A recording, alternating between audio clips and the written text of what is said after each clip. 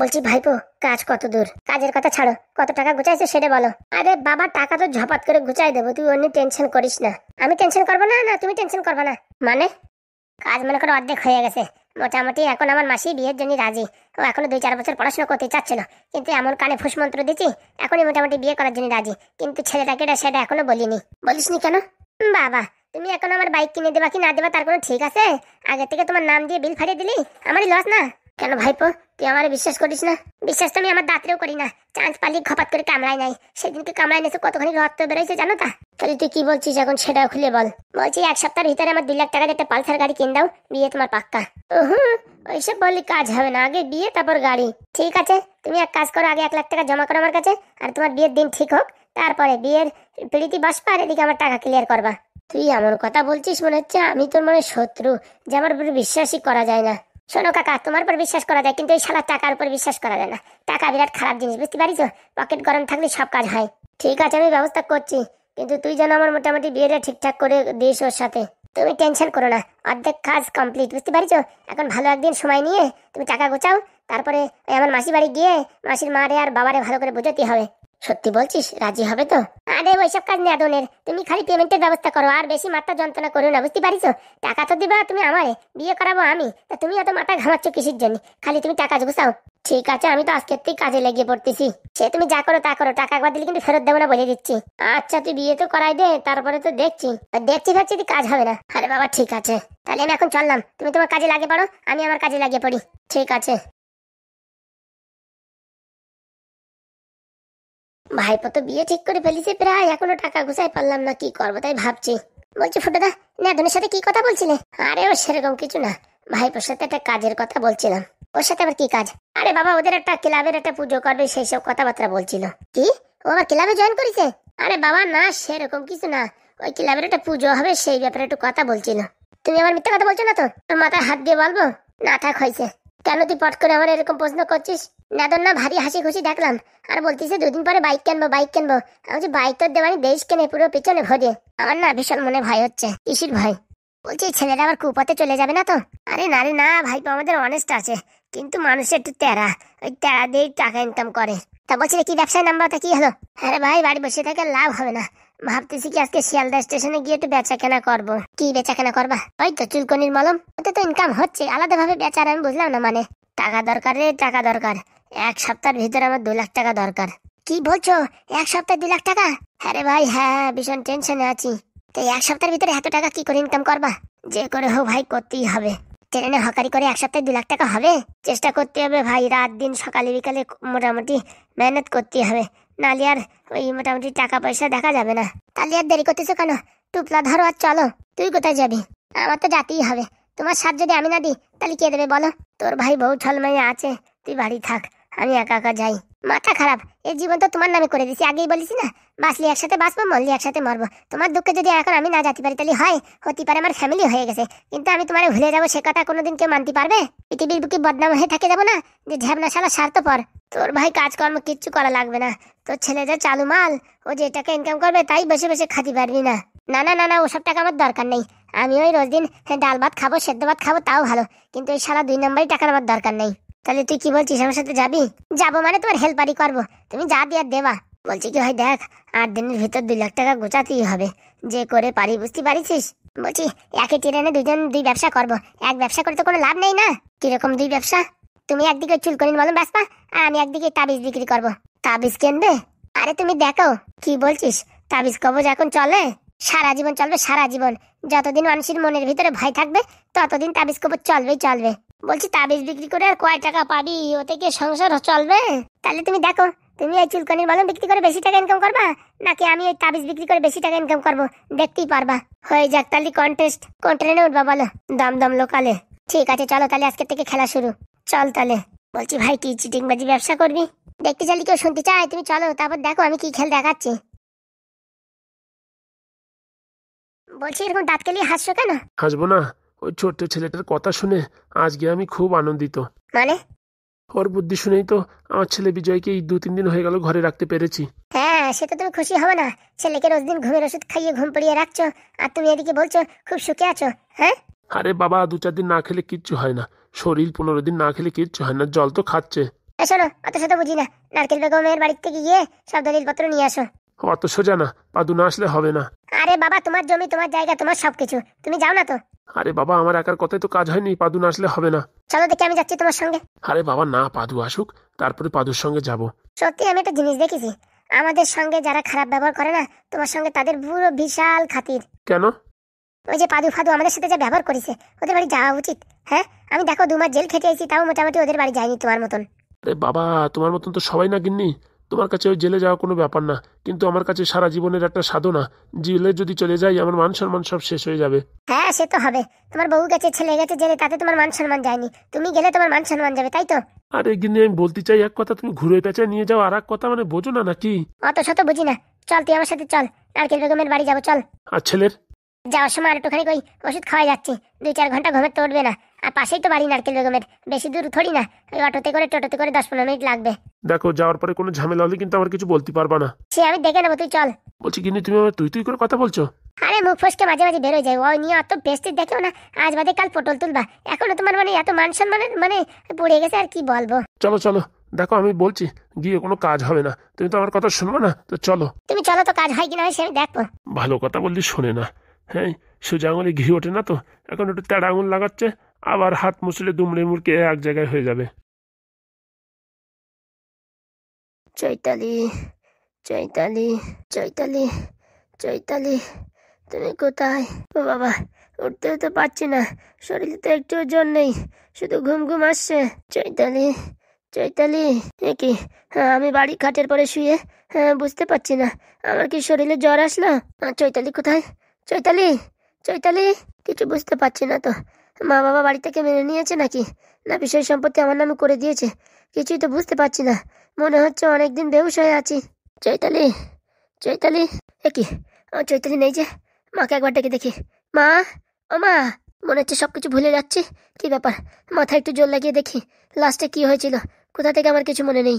জেলে ছিলাম, জেল থেকে বেরোলাম। কিসের জন্য বেরিয়েছি? চৈতালির বিয়ে হবে।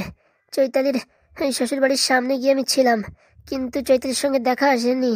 একটা বাচ্চা আসছিল, বাচ্চার সাথে কথা বলতে বলতে আমার আর কিচ্ছু মনে নেই। মানে ওই বাচ্চাই হয়তো আমার কিছু করেছে, বেহুশ করে দিয়েছে, নয়তো মাথায় বাড়ি মেরেছে, কিছু একটা হবে। চৈতালি, চৈতালি কোথায় গেল? এ কি, হাত পায়ে শক্তি পাচ্ছি না যে, চৈতালি কোথায়? আমার মা বাবা আমায় বেহুশ করে রাখেনি তো? কে জানে। হ্যাঁ হ্যাঁ, আমি এখন এক কাজ করি, হ্যাঁ এখান থেকে পালিয়ে যাই, এখানে থাকলে এরা আমায় বেহুশ করে রেখে দেবে। আমার চৈতালির কাছে আমি চলে যাই। এই তেল নিয়ে যান, তেল, ভালো ভালো তেল আছে। যাদের যাদের চুলকানি হয়েছে, রাত্রে ঘুমাতে পারছেন না, দাঁত হাজা চুলকনি নিমেষেই শেষ, ফুটোর তৈরি সেই স্পেশাল চুলকনির মলন। দেরি না করে তাড়াতাড়ি চলে আসুন শিয়ালদা রেল স্টেশনে। ওই তো তেল কেউ কিনবে না, বুঝতে পারিস? তোর তেল তুই নিজেই লাগা। দেখো ভাই, আমার তেল কেউ কিনে কিংবা নাই কিনি, তাদের তোমার অসুবিধা কি হচ্ছে? এখানে সব তাবিজ কিনবে, তাবিজ। আসো দাদু দিদিমা, ঠাকুর ঠাকুমা, আসো দাদা বৌদি, মাজায় ব্যথা, পায়ে ব্যথা, মাথায় ব্যথা নিমেষেই শেষ। মাত্র এই কেলটু বাবার একটা তাবিজ লাগালেই সব ব্যথা ম্যাথা কমে একদম ছাপা। অতই যদি কাজ হতো তাবিজে, তাহলে বড় বড় হসপিটালও চলতো না। আমিও তো সে কথা বলি, এত বড় বড় ডাক্তাররা MBBS MD করে রাখিছে, এখনো চুলকনি ঠিক করতে পারলো না, আর তুই ওই চ্যাটের ওই একটা হলুদ একটা বোতল দিয়ে চুলকানি কমাই দিবি? তুই কি জানিস এই ফুটোর তৈরি মলম? একবার বলিস তেল, একবার বলিস মলম, তোর কথা ঠিক নাই তো চুলকানি ঠিক হয়? অত নাটক না করে তুই তোর ব্যবসা কর, আমি আমার ব্যবসা করি। তুই যা এখান থেকে যা, শিয়ালদা রেল স্টেশনে শুধুমাত্র আমি একাই বিক্রি করবো তাবিজ, আর কেউ কোনো কিছু বিক্রি করতে পারবে না। হ্যাঁ হ্যাঁ, তোর বাপের মাল তো। আরে বাবা, কারা এরা ঝগড়া করছে? আরে বাপু, তোমরা কারা এত চেঁচামেচি করছো কেন? আরে কাকু দেখো, আমি এখানে তাবিজ বিক্রি করি, ও আমার এখানে এসে ওই চুলকানির মলম বিক্রি করতেছে। বলছি কি, তুমি তাবিজ কিসের তাবিজ বিক্রি করো? আরে তাবিজ তো আমি বিক্রি করি ব্যথা বেদনার। ব্যথা বেদনা মানে? আরে বাবা, আপনি যদি কোনোদিন ব্যথা পেয়ে থাকেন, পড়ে যায় থাকেন, মনের ব্যথা, পেটের ব্যথা, কষ্টের ব্যথা, সব ব্যথা কমে যাবে মোটামুটি, সে তাবিজ আছে আমার কাছে। কি বলছো? তাবিজ দিলে ব্যথা কমে যাবে? কমবে মানে ঝাড়াত করে কমে যাবে। আরে কাকা ফাউ বলছে, তাবিজ দিলি কোনদিন মানুষের ব্যথা কমে? হ্যাঁ, তোর মতন ওই হলুদ গুলা জল নিলি তো সব চুলকনি কমে যায়, তাই না? আমার চুলকনির ওষুধের ঠেলা আছে, একবার লাগালি হ্যাঁ মোটামুটি 3 দিনের ভিতরে সাপ। বেচার জন্য সব মানুষই ওই গল্পই বলে। তা বলছি বাপু, তোমার তাবিজের উপর ভরসা করবো কি করে? একবার কিনে তো দেখো, ব্যথা কমে কি না কমে। না বাপু, আমার ওই মোটামুটি ব্যথার দরকার নেই, চুলকনির ওষুধ হলেই হবে। আসুন কাকা বাবু, আসুন আমার কাছে আসুন, 1 নিমেষেই আপনার চুলকানি কমাই দেব। আরে কাকা ওইসব খাও, ওষুধে যে কাজ করবে না। বলছি বাবা, আমি ট্রেন থেকে নামিয়ে আইছি, তোমাদের এই ওষুধপত্র দেখে যদি কমে না, সারা জীবন তোমাদের প্রণাম করব। আমারে প্রণাম করার কোনো দরকার নেই।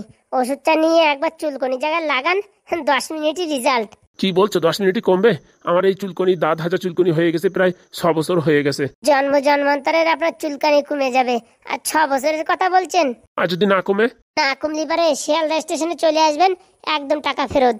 বলছি এর পরের দিন যদি তুমি না থাকো? আরে কাকা অত অবিশ্বাস করলে হয়? একটু বিশ্বাস না করলে কি সম্পর্ক বানানো যায়? ওইসব ফাও গল্প হতে কোনো কাজ হবে না। আমার কাছেও আছে ওই চুলকনির তাবিজ, গলায় নেবেন, শনিবারের মঙ্গলবার আসতে আসতে সব চুলকানি কমে যাবে। আচ্ছা বাবু, আমি ভাবতেছি তেল লাগালে হয়তো চুলকানি কমতেও পারে, কিন্তু তাবিজ থাকবে গলায়, কিন্তু আমার চুলকানি কমবে কি করে? বলছি খান তো মুখ দিয়ে, তা পাত দেন কিসের জন্য পিছন দিয়ে? আরে বাবা, এটা কোনো যুক্তি হলো? আরে কাকা বাবু, ট্রেন ছুটে যাবে, ওর কথা না শুনে ঘপাত করে একটা তেলের বোতল নিয়ে যান, জীবন পুরো আনন্দিত হবে। বলছি কত টাকা তোমার তেলের দাম?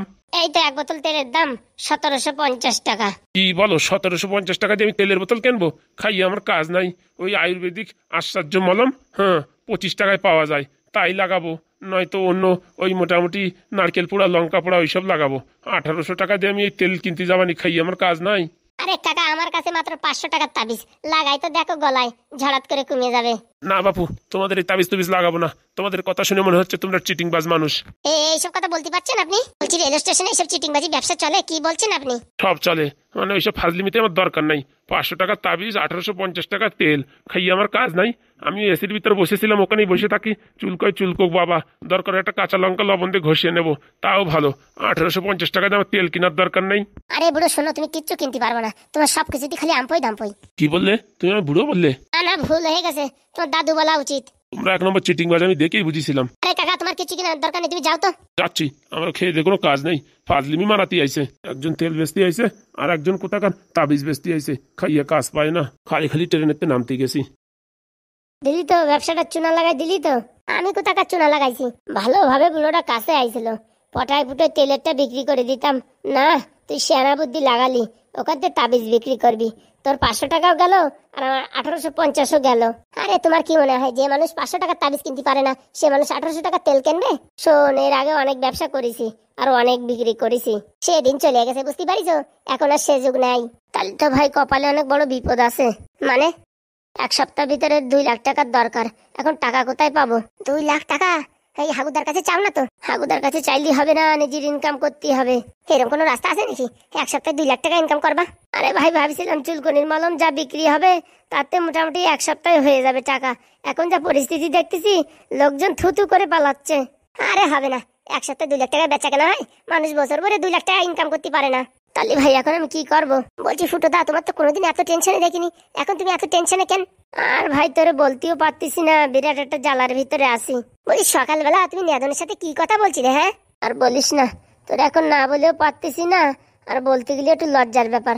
বলছি হাগুদারে বলিস না জানো। কি হয়েছে তুমি আমার খুলে বলো তো। আরে ভাই সত্যি কথা বলছি, তুই কিছু মনে করিস না, তোর শালেরি দেখে আমি প্রেমে পড়ে গেছি। কি বলছো? আরে বাবা হ্যাঁ, তারপর কি হয়েছে? এখন তো শালেরি পটাতে গেলি তোর ছেলের সাহায্য ছাড়া হবে না, বুঝতে পারিস? নেদন তোমার সাহায্য করবে? ও যত বড় হারামজাদা, ও আমার সাহায্য করে না, তোমার সাহায্য করবে? ওরে বাবা, নেদন পয়সা ছাড়া কোনো কাজ করে? ও 2 লাখ টাকা ডিমান্ড করেছে, পালসার বাইক কিনবে। তাই তো ভাবি, সকালবেলা বলছে পালসার, হ্যাঁ ঘুমোতে উঠে পালসার বলছে, মানে টাকাটা তোমার কাছে ওসুল করার প্ল্যান করছে। ও বলিছে তোমার শালির সাথে আমার বিয়ে করাই দেবে, তার বদলে ওরে একটা পালসার গাড়ি কিনে দিতে হবে। পুরিশ শালা বিয়াদব, আজকে বাড়ি যাওয়ার চামড়া দিয়ে যদি ডুগডুগি না বাজাই তা আমার নাম ঢ্যাবনা না। ওরে না ভাই ওইসব কিচ্ছু করিস না। একমাত্র তোর ছেলেই ভরসা, যে এই বয়সে আমার বিয়ে করাই দিতে পারে, তাও তোর শালির সাথে, বুঝতে পারিস? ওরকম নাড়াচড়া দিস না, যেরকম আছে সেরকম থাকতে দে। তুমি কি বলছো? এই কথা শোনার পর চুপচাপ থাকা যায়? ওসব কথা ছাড়ো, আমার শালির সাথে আমি ডাইরেক্ট কথা বলছি, কি বলে দেখছি। আরে না ভাই, এখন আমার বয়স বেশি হয়ে গেছে, কাজ বাজ আপাতত কিচ্ছু নাই। তুই কি করে রাজি করাবি তোর শালেরই? আর তোর শালিনীকে আবার ইংলিশ মিডিয়ামে পড়া মানুষ, তা আমার ছেলে রাজি করাতে পারবে? আরে বলা যায় না, ও একটা শয়তানের রাটি, বুঝতে পারিস? যদি করে তো ওই করতে পারবে। ফুটুদা, তুমি কি কাজটা ঠিক করতেছ আমার ছেলের পর ভরসা করে? ও হচ্ছে সারা দেশের বাতিলের মানে অ্যাক্সেস। আরে কিছু কাজ বাতিল মানুষই করতে পারে, যেমন তোর ছেলে এমন ভাবে মিথ্যে কথা বলে, মনে হয় কি সত্যিটা উড়িয়ে এসে জুড়িয়ে বসে পড়িছে। হ্যাঁ, সেটা তো একটা মানে ওর ট্যালেন্ট আছে, বললেই হবে না। মিথ্যে কথাটা এমন ভাবে বলবে মনে হচ্ছে চোখের সামনে ঘটে যাওয়া ঘটনা। একদম ঠিক ধরেছিস, আমার মতন মানুষটাই তোর ছেলের কাছে হিমশিম খেয়ে গেছে, আর ওই তোর শালি হিমশিম খাবে না? তাহলে কি আমার শালির সত্যি বিয়ে করবা?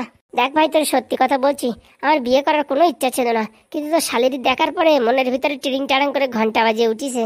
করো না তো, ভালো আছে মেয়েটা, কিন্তু একটু রাগি। আরে ওইসব বদরাগি ফতরাগি সব আমি ঠিক করে নেবো, আমার কাছে সেসব যন্ত্র আছে। কে জানে রে বাবা, আমার বউটা ভালো পাইছি, চেঁচামেচি করে না, ঝগড়াঝাটি করে না। আরে আমার নির্ঘাত মন বলছে তো শালিও ওরকম হবে। আরে না ফুটো দা, ওর ভিতর পেঁয়াজ আছে, স্কুল কলেজে পড়িছে তো, মাথায় অনেক শিয়ানা বুদ্ধি। আরে ভাই, একবার বিয়ে হলি পারে তারপর সব অ্যাডজাস্টমেন্ট হয়ে যাবে। ওই ঠাকুরদার যেমন 3টে অ্যাডজাস্টমেন্ট হয়েছে সেরকম, তাই তো? আরে বাবা না, আমার ছেলেদের যদি বিয়ে করাও তা 2 লাখ টাকা পাবা কোথায়? তার জন্য তো ভাই সারা রাত ঘুমাতে পারিনি টেনশনে। তাহলে নতুন কোনো ব্যবসা খুলতে হবে। কি ব্যবসা খুলবো এই বিষয়ে তুমি একটু হাগুদার সাথে আর একটু পাদুর সাথে কথা বলো। আরে না রে না, ওনাদের জানান যাবে না, জানলে পারে হাসবে নে। আরে হাসবে, 1 দিন হাসবে, 2 দিন হাসবে, তারপর তো না, বুঝতে পারিছো? কিন্তু আমার শালি যদি অন্য কোথাও বিয়ে করে ফেলাই তো সারা জীবন তো তুমি কেন্দে মরে যাবা। তা তো ভাই ঠিক কথা বলিস, তাহলে এখন কি করি? বলছি পাদু তো এখন নাই, চলো নারকেল বেগম ম্যাডামের কাছে একটু শয়তানি বুদ্ধি নি। ঠিক বলিস ভাই। এই তেল তুলে এখন আর আমাদের কাছে বিক্রি হবে না, বুঝতে পারিস? অন্য কিছু বিক্রি করতে হবে। কারণ কি নারকেল বেগম ম্যাডাম পুরো ওয়েস্ট বেঙ্গলের অলি গলি কানাচে কুনাচে সব জায়গায় পৌঁছে দিয়েছে এই তেল, তা আমাদের কাছে কিনবে কেন বলো? তাও তোর কথা একটা যুক্তি আছে, অন্য ব্যবসা ধরতে হবে আমাদের। কি ব্যবসা ভাই? আগে চলো নারকেল বেগম ম্যাডামের কাছে, তারপর দেখছি। চল ভাই। শেষকালে কি আমার শালির পরে লাইন মারলো ফুটোদা? যা হয় হবে, শ্বশুর বাড়ি গেলে দুজনে একসাথেই যাবো, তা আবার অসুবিধা কি? আমার শালির নাম সত্যবতী, সে কি ফুটোদারে পছন্দ করবে? এইসব শয়তানি বুদ্ধি একমাত্র আমার ছেলে আর নারকেল বেগম ম্যাডাম দিতে পারে, তাছাড়া আর কেউ পারবে না।